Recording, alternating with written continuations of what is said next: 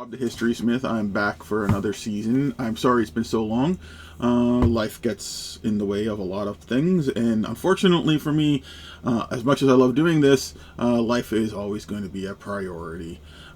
But let's get started, shall we? So this season I'm going to be diversifying a little bit.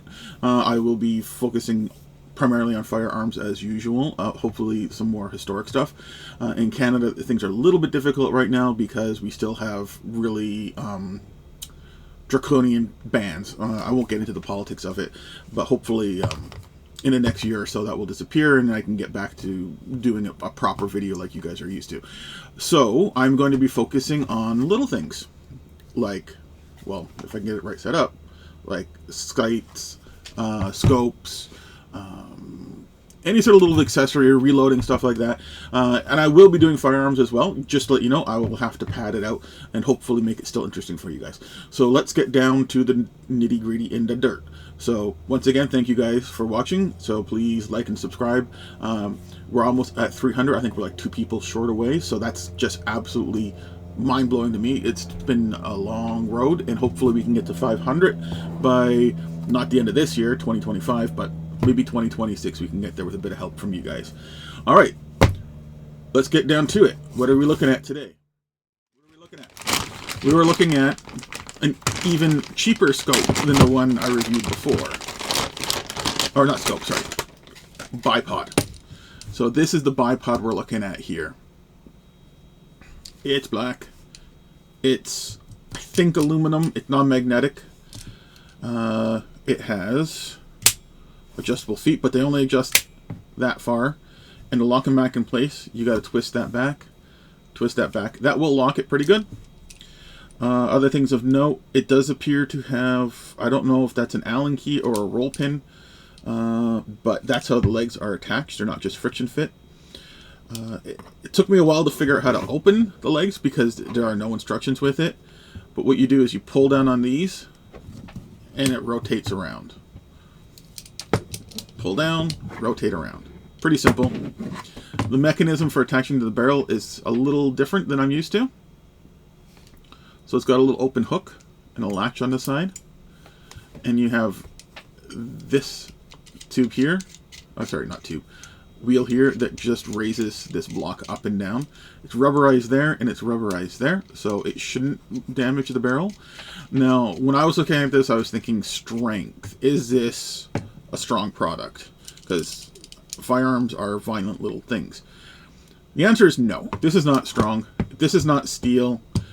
This whole getup here will break under recoil if anything bigger than a 22, I would say.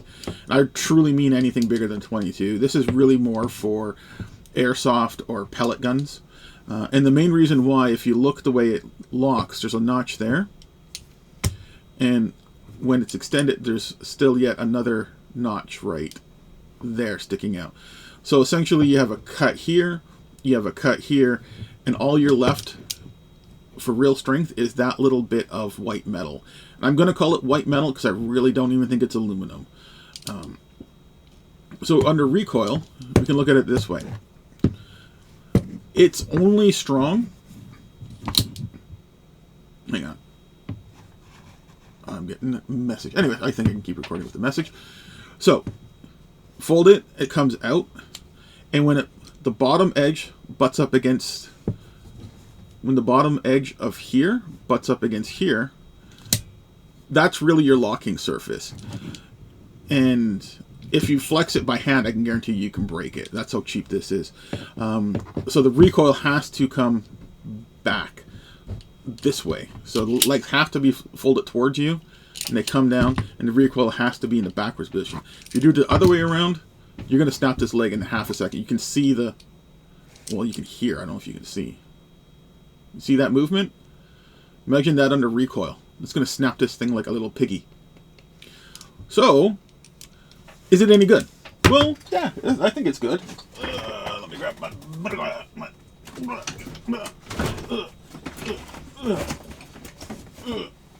dirty airsoft gun. So let's see how it mounts, shall we?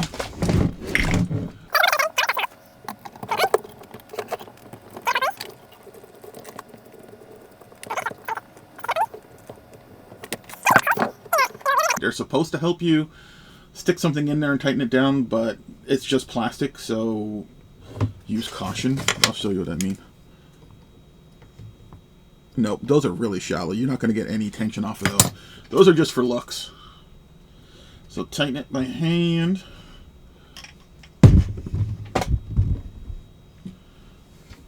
And I put it on backwards.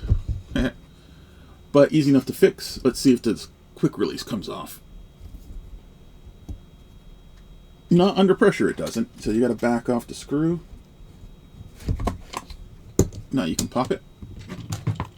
Easy enough fix. Tighten it back up. You can see there's a bit of a oily print there, so it can leave a mark. Anyways, guys, so that's this tripod here. There's not much testing to be done because it's just a tripod. But do I like it? It's lightweight, yeah. Is it weak? Incredibly weak. So it's a toy. It's not really anything professional. You won't want to trust your dinner to this or anything like that. But at the same time, though, it's about 30 bucks on Amazon. That's Canadian, so probably about 20 bucks American. If you're just doing airsoft and you want something kind of fun and light, or if you have a BB gun and you just want a little extra support for your target practice or for your little kid there, teaching them how to go, I think it's a great little product. The price I wish was cheaper. If it was around the $15 range, $10 to $15 range, I would say it's a good buy for anybody into airsoft or BB guns and stuff like that, or if you're just into 22 plinking, it's a great option. Other than that, it's going to fail on you big time. Durability, I can see it loosening up over time as well, just because the metals are going to be kind of soft and easy to deform and get out of shape. But it is what it is. In full disclosure, I'm buying these things, but I'm not paying a lot for them. I'm going to those, hopefully you guys have been to them in the States. Hope you have a lot of them in the States, because it really kind of starts with the Amazon. Those clearance places, they're amazing, guys. Check them out. There's always one around you guys. They're not all the same, so hunt around. You'll be able to find things like this. I think I paid $3 for this tripod. Yeah. We'll move on to another product. So thank you guys for watching. Hopefully this gives you a little bit of something to do in your time down. And go ahead, check it out on Amazon. I'll try to put a link to all of my products I'm showing there. So out of 5 Calplops, how many of them are grown roses? I would say it's a 2 out of 5 Calplop flowers for me. So it's the price and the quality. It is what it is, guys. Hope you enjoy.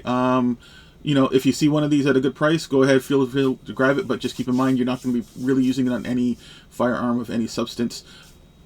And like, subscribe, and I'll see you in another review. And there are firearms videos coming. I'm just doing the small things first, and then I'll get on to the bigger bad boys and back to the good stuff. Right, guys? Thank you again. So please like, subscribe, and I will see you in an upcoming video.